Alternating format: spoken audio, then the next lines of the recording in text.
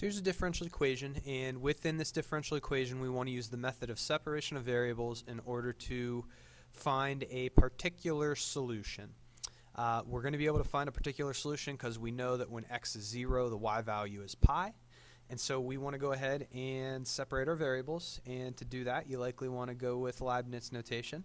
So we'll go ahead and we'll change from prime notation to Leibniz notation, and we want to get the dx and any x's on one side of this equation and the dy and any y's on the other side of the equation. If you treat this like a proportional, this is a pretty complex derivative, a pretty complex differential equation. If I multiply by dx and I multiply the left side by this denominator, I've separated my variables. So I'm going to multiply the left by the denominator from the right, and that's going to give me this denominator times dy. And then on the other side, I'm going to multiply by dx. So I'm going to end up with 9x squared minus sine of x getting multiplied by dx. The variables are separated at this point, so it looked pretty complex initially, but it's really only a couple steps to get the variables separated. And now we want to integrate both sides in order to undo the differentials. So when we do our antiderivative on the left, the antiderivative of cosine of y is sine of y. The 5 is a constant, so I can copy that into my antiderivative, and the antiderivative of e to the y with respect to y is e to the y. I'm going to put the constant only on the side that contains x, the typical independent variable.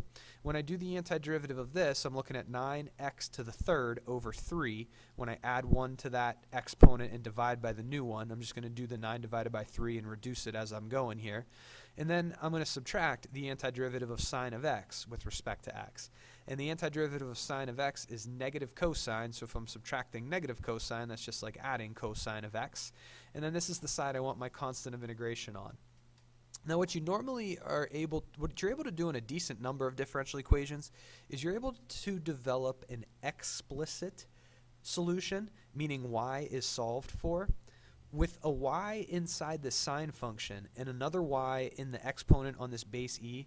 That's not really an option for us right here. So every once in a while you might be solving a differential equation and you might have to leave your answer in an implicit form.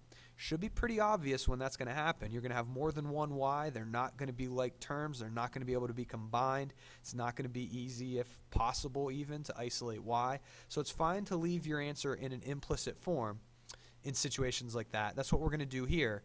We do still want to utilize this, though, to figure out what the constant c is. So here's our general solution.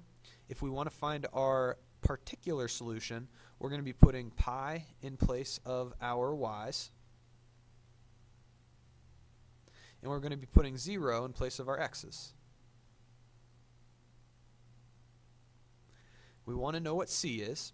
So if we think about this, sine of pi is 0, so this goes away.